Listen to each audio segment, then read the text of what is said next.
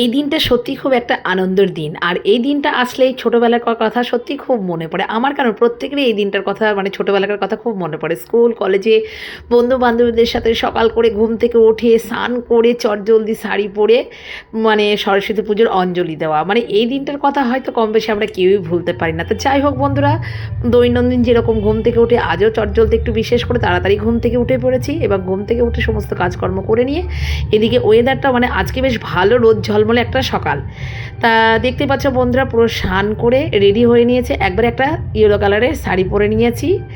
তা শাড়ি পরে কেমন লাগছে তোমরা অবশ্যই কমেন্ট করে জানিও। আর তা রাত্রিতে যেহেতু তোমাদেরকে আমি জানিয়েছিলাম আমাদের বাড়িতে সরস্বতী পুজো হবে, ঠাকুর কিনে নিয়ে এসেছিলাম এবং আমি আলপনা, ঠাকুরের জোগাড়যান্ত্রী প্লাস ফল, পুজোর বাসন সমস্ত কিছু আমি জোগাড়যান্ত্রী করেই রেখে দিয়েছিলাম।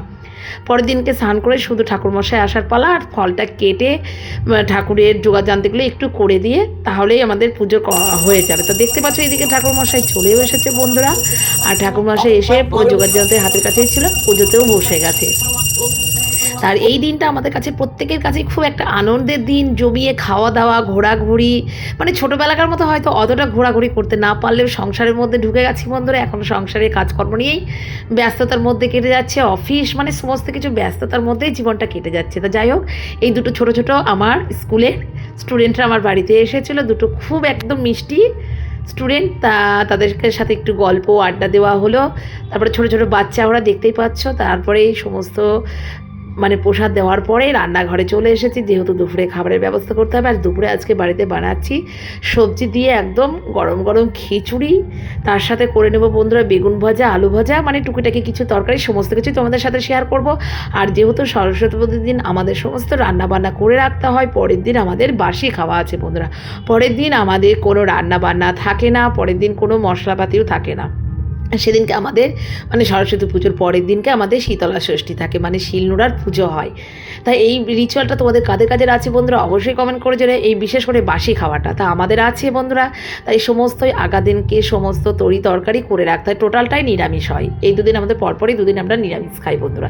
সরস্বতী পুজোর দিন, পরের দিনকে শীতলা ষষ্ঠী দিন। তা দেখতেই পাচ্ছি এখানে গরম গরম খিচুড়ি, তার সাথে বেগুন ভাজা, আলু ভাজা, আলু ফুলকপি দম আর পাঁপড় ভাজা। এটাই ছিল সরস্বতী পুজোর স্পেশাল লাঞ্চের মেনু। তা সরস্বতী পুজোর জন্য মানে খিচুড়ি খেতে আমার সত্যিই খুব ভালো লাগে।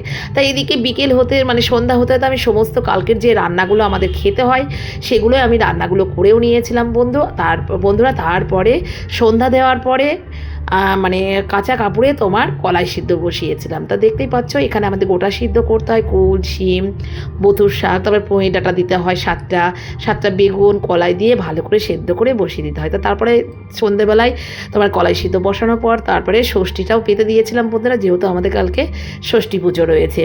তারপরে রাত্রিতে ডিনারটাও নিয়ে চলে এসেছি বন্ধুরা। ডিনারে ছিল তোমার গরম গরম ফুলকো ফুলকো লুচি, তার সাথে ছিল আলুর দম, আর সাথে ছিল বন্ধুরা গড়ের মিষ্টি। তো এটাই ছিল রাতের ডিনারের মেনু। আর পরের দিনকে তোমার যেহেতু বলেছিলাম বন্ধুরা শীতলা ষষ্ঠী, তা দেখতেই পাচ্ছ ঠাকুরমশাই এসে আমাদের শীতলা ষষ্ঠী যে মানে শিলনোড়ার পুজো হয় সেটা পুজো করে দিয়ে গেছে, আর তার সাথে মা সরস্বতীর খইদের প্রসাদও করে দিয়ে গেছে। আর সকালে আমরা মানে পুজোর পরে খেয়ে নিয়েছিলাম কড়াই সিদ্ধ আর মুড়ি। আর এই শীতলা ষষ্ঠীতে কড়াই সিদ্ধ আর মুড়ি হচ্ছে আমার কাছে স্পেশাল, মানে খুবই ভালো লাগে। তার সাথে দুপুরে ছিল তোমার পান্তা ভাত, মানে যে রান্নাগুলো করেছিলাম পান্তা ভাত খেতে হয় বন্ধুরা, সেটাই আমরা আজকে খেয়ে নিয়েছিলাম। সত্যি এই দুটো দিন খুবই আনন্দ করে কাটায়। আমার তো খুবই ভালো লাগে, প্রত্যেক বছর এই দিনটার জন্য অপেক্ষা করে বসে রাখি। ভিডিওটা কেমন লাগলো অবশ্যই কমেন্ট করে জানিও। টাটা বন্ধুরা।